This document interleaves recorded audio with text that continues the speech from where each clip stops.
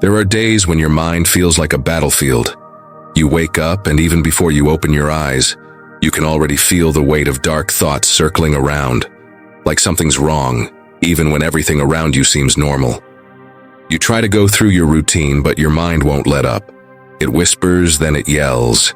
It tells you you're not enough, that you're failing, that things won't get better. And you believe it. Because when a negative thought settles in, it doesn't come alone. It brings memories, it brings guilt, it brings fears from the past and worries about the future. You try to distract yourself, try to think positive, try to convince yourself that it'll pass. But deep down, something still hurts. Sometimes no one notices. You smile at work, chat with friends, post on social media, but inside you're tired. Like you're struggling to keep your head above water while waves of thoughts keep pulling you back under. You wonder why it's so hard to just have peace. Why your mind feels like a machine that won't turn off. Why, even when everything's okay, something inside you still gnaws at you. And maybe the worst part, you start to think this is who you are, a negative person, weak, lost. But that's not true. Your mind lies. It makes up stories. And when you're tired, it takes advantage. It repeats the same patterns. It traps you in circles that feel like they'll never end. Mental suffering is real, but there's another way. A way where you don't have to fight your thoughts or run from them. A way where you learn to see without identifying, to feel without drowning, to think without losing yourself. That way isn't found in over-control or in forcing your mind to be quiet. It starts with a new perspective, with a gentler listening, with a silence that embraces. Maybe no one ever taught you how to deal with your mind, but now you can learn. And the wisdom that's crossed centuries is here, waiting to show you that freedom begins within. Will you walk with me? The human mind is restless by nature. The Buddha compared the mind to a drunken monkey stung by a scorpion. It jumps from thought to thought, from desire to desire, from fear to fear. And the harder we try to hold on to it, the more it thrashes.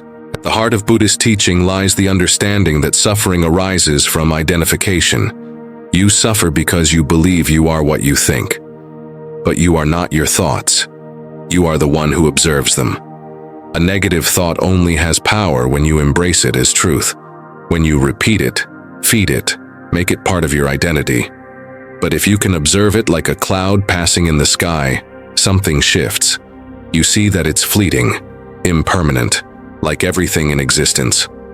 This is the first key, impermanence. Everything changes. Nothing stays fixed. No thought, no matter how heavy it seems, is eternal. Thoughts arise, linger a while, and dissolve. Suffering begins when you try to cling to or push away what's beyond your control. The second key is non-attachment. Detaching isn't rejection. It's refusing to confuse yourself with what passes by. It's allowing the mind its movements without being swept away.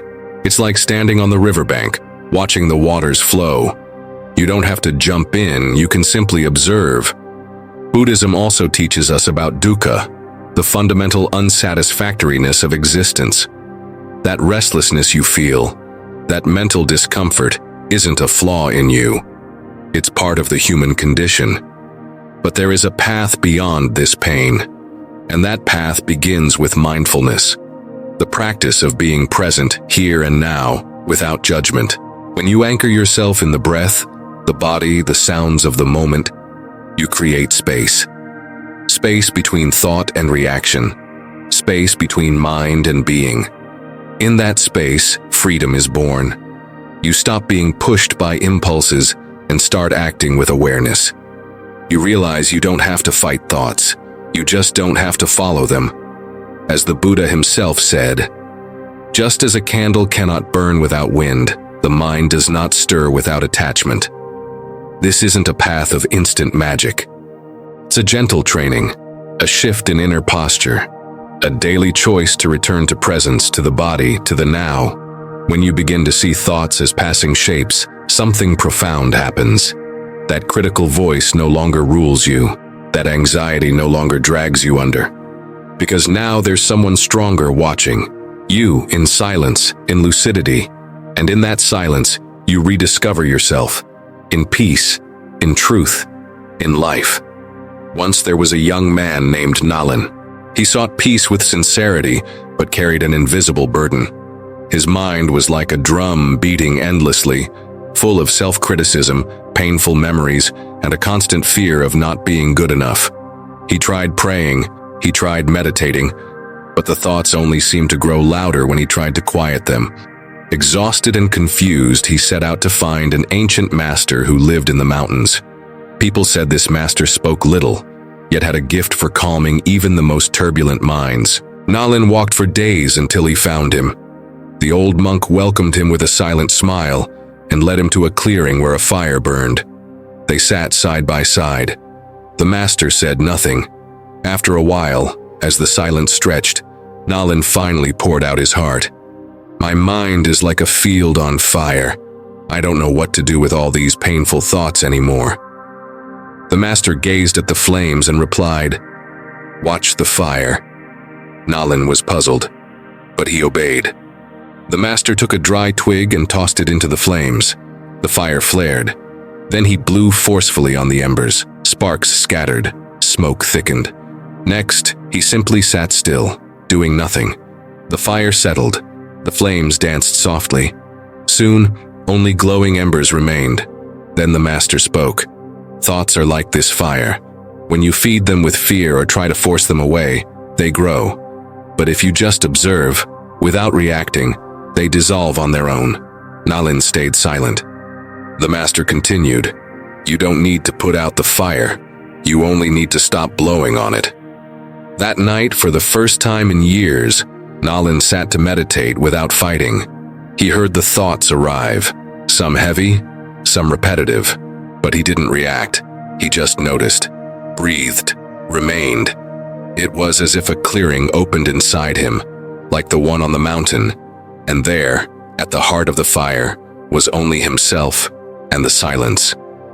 When he rose, the thoughts were still there, but they felt lighter, because he was no longer the same. You don't need to fight your mind. You don't need to force away negative thoughts. You don't need to pretend everything's fine when it's not. But you can learn not to identify with everything you think. Buddhist wisdom doesn't demand perfection. It invites presence. A new way of relating to what arises. You can begin right now, exactly as you are. When a negative thought appears, try this. 1. Name it. Don't fight it. Whisper inwardly. Critical thought. Fear thought. Doubt thought. This alone creates space. You acknowledge the visitor, but don't offer it a place to stay. 2. Breathe deeply. Your breath is an anchor. It's the body. It's the now. It returns you to the present where thoughts lose their grip. 3. Feel the ground, literally. Notice your feet touching the floor. Contact with the body restores stability. A silent reminder, you are here. You are vaster than what you're thinking. 4. Observe as if you're someone else. Imagine watching your mind like clouds drifting across the sky. You don't try to change the weather, you just observe. And the weather changes on its own. These small acts, practiced consistently, reshape your inner landscape. Because gradually you stop living inside your thoughts and start living inside yourself. And you, at your core, are silent, steady, whole. The mind will keep producing thoughts. That's its nature. But you don't have to be dragged along by them. You can live with lucidity. The Buddha taught there's a path to end suffering, and that path begins with one simple step: seeing clearly, seeing without judgment, seeing with compassion. There's no failure in having negative thoughts. What matters is what you choose to do with them. You can feed them, or you can let them pass. Little by little, with practice and patience, you'll discover something precious. The silence that observes is never lost. The peace you seek is already here, beneath the turmoil, like a still lake that was always present, even when the waves raged above. If your mind feels loud today, just breathe. If dark thoughts arise, simply observe. If pain tightens its grip, allow yourself to feel it, and remember, this too shall pass. At any moment you can return home, to the now, to the silence that has always lived inside you. The peace you've been searching for isn't out there. It's the space between one thought and the next. It's the still point behind all the noise. It's who you are, before believing everything your mind says. The path isn't always easy, but it is possible, and you are not alone. Every person hearing this message, every being who sits quietly in meditation, is part of an invisible chain of healing and awareness. So carry this practice with you. When thoughts come like a storm, pause, observe, breathe, trust. You are waking up. If this message touched your heart, if it brought you even a little light, relief, or silence, consider subscribing to the channel. It helps share this wisdom. It helps more people find this space of calm, and it keeps you walking with us, step by step, toward clarity. Share in the comments how these words made you feel, or simply say, "I'm coming home." Because in the end, that's what this is all about. Returning, breathing, being. See you in the next video. May you be at peace.